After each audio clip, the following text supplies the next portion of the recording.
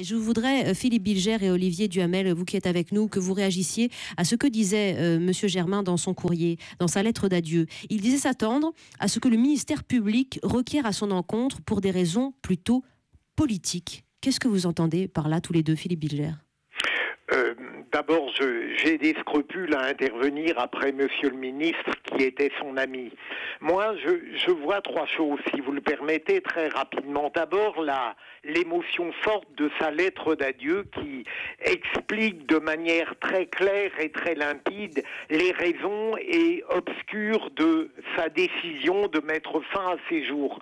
Il va faire de la peine à ceux qu'il aime et en même temps, il met en cause les médias et la justice. Et même si je considère que la justice a un devoir de poursuivre les transgressions indiscutables, ça renvoie tout de même à notre responsabilité commune, médiatique et judiciaire. Dernier élément, je me demande si dans l'application de la loi et peut-être dans l'information elle-même, il ne faudrait pas avoir à côté de la rigueur qui est nécessaire, tout de même ce que j'appellerais une forme de délicatesse médiatique et judiciaire. Et dernier élément, je pense qu'il faut aller vers une distinction absolue des dénonciations civiques imposées légitimement par la loi, des dénonciations odieuses et fantaisistes de Corbeau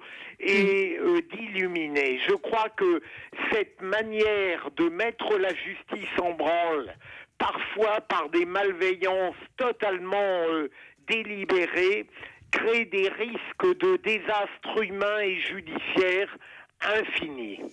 C'est l'origine finalement de cette dénonciation qu'il pointe, qu'il stigmatise dans sa lettre quand il parle de raisons plutôt politiques pour vous, à vous entendre, Philippe Bilger. Alors je ne sais pas. Ce Corbeau. Je veux dire c'est venu par le Corbeau, mais là où j'ose à peine contredire cette terrible tragédie, j'espère que évidemment le parquet, si le procès avait eu lieu, n'aurait été gouverné que par la rectitude intellectuelle et judiciaire. Oui, et visiblement, Monsieur Germain en doutait. Je n'ose penser que la politisation de la justice serait telle qu'elle contraindrait des hommes et des femmes parfaitement honnêtes à tenir un discours qu'ils ne pensent pas. Philippe Bilger, vous restez avec nous. Olivier Duhamel, je ne sais pas si vous partagez le point de vue de Philippe Bilger. En tout cas, il y a ce climat, cette chasse aux politiques, souligné par Jean Germain dans sa lettre d'adieu.